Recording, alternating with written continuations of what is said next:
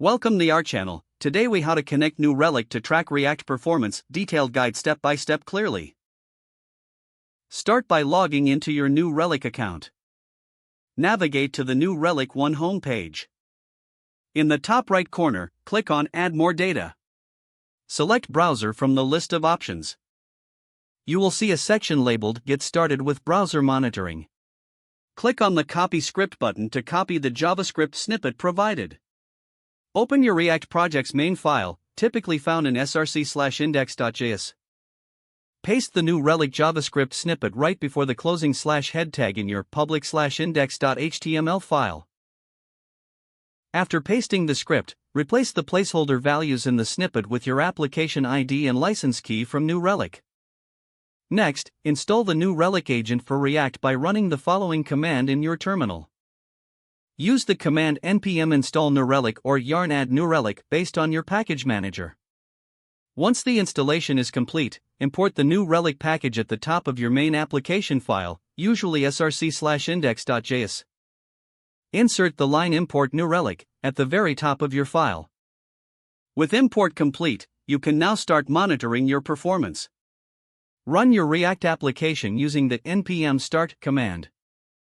Open your browser and navigate to your app's URL.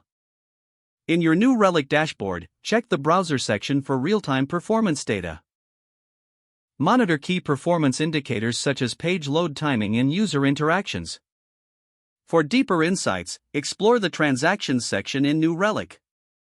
You can filter and analyze data based on user geography and browser type. Adjust your application as needed based on the insights gathered. Monitor the performance of major updates to ensure they do not negatively impact user experience.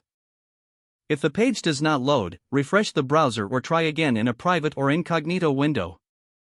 Make sure you are using the correct email address, then retype it carefully to avoid small typos. If your password is not accepted, use the reset option and create a new strong password you can remember. Check your spam folder for verification or security emails, then complete any requested confirmation steps.